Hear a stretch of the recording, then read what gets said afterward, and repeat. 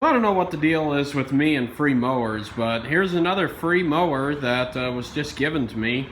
It's a hydrostatic. It's got a 13 horse Briggs engine. All it needed was a battery charge. The battery itself wasn't even bad.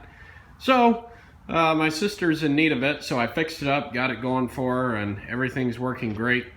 But what I'm getting in exchange is going to be a lot cooler than this thing.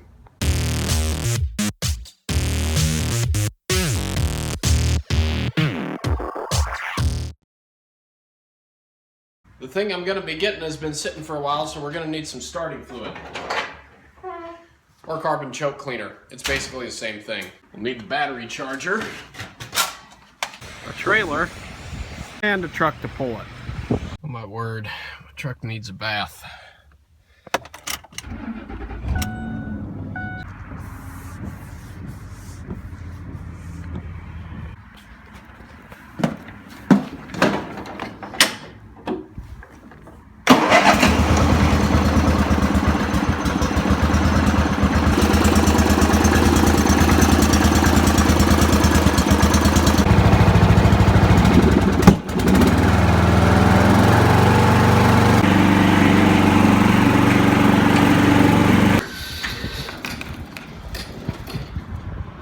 The lawn tractor's a little claustrophobic, so gotta make sure you give it enough room.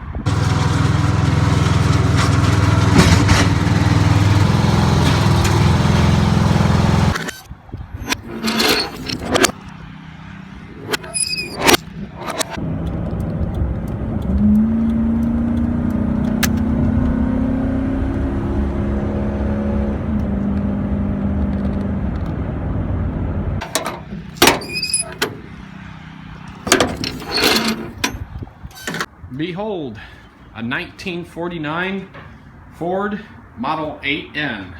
Now, I know very little about this tractor, but one thing I do know is it has been sitting for a very, very long time.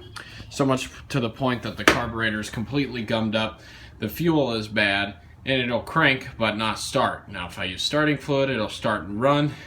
So I cleaned out the carburetor. Now the problem is, whenever I turn the fuel on, the float bowl sticks and fuel starts pouring out of the carburetor. Now this carburetor is super easy to get to and replace. I mean, there's just a fuel line that comes off, the governor lever and the choke lever, and then these two nuts up here that hold on top because I already have the little air pipe off. So this should be a piece of cake. This won't take long at all.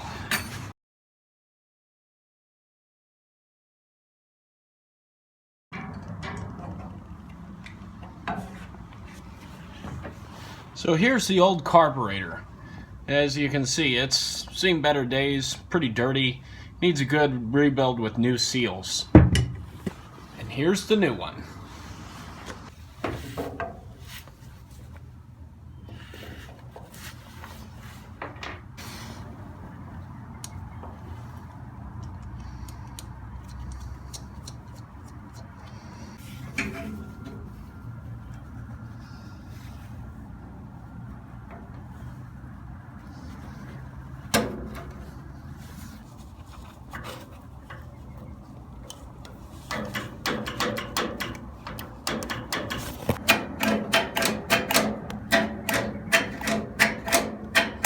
Now, I thought this was rather interesting. The little elbow on the end of the carburetor is actually a little fuel screen.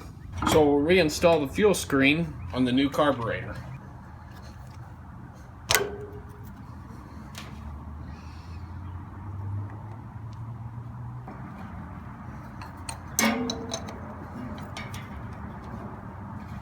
And carefully thread the fuel line back onto the carburetor.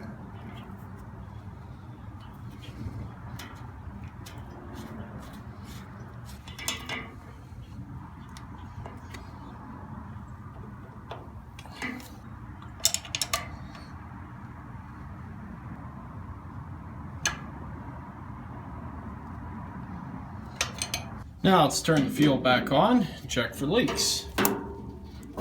And as you can see, no leaks, which means the float bowl inside the carburetor is closing like it should.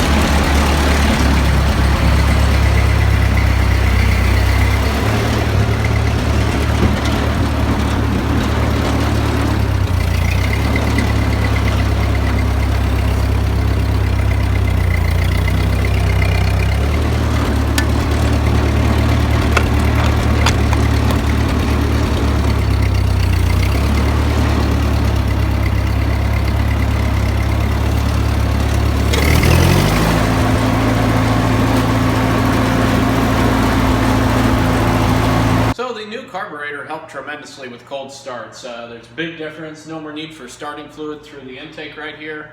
There's an oil-based air filter here, and then the line runs down to the carburetor, and you know how the rest works.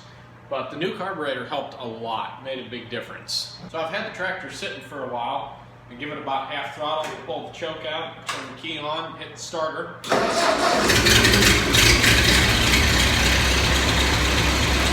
amazing the difference that a carburetor can make on the tractor.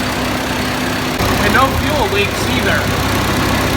Resealed the fuel bowl here with a little screen. Fuel valve works fine, no leaks.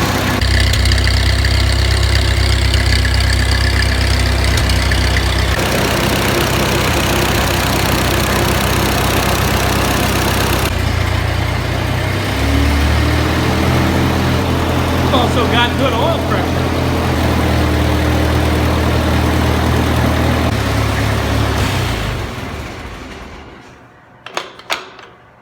Now it's still not all perfect though. I've noticed when the engine does warm up that it starts to overheat and the engine isn't holding coolant for some reason. I've also noticed some coolant in the oil and oil in the coolant, vice versa. The other thing too is periodically I'll get some coolant drained down into the bottom of the carburetor here and puddle up in the bottom of the carburetor, so I'm not sure what that's about. But the beauty of all that is, look how easy this thing is to work on. I mean, everything is just right there. So I think it'll make a fun little project, be an interesting thing to work on when time permits. Obviously, it's nothing I need to get done anytime soon, but it'll make a good little project to go step by step, see what we find wrong with this thing. But here we are, my next little project, old 1949 Ford tractor. Looks like somebody got some paint overspray on this thing or something, and I'm kind of bummed about that.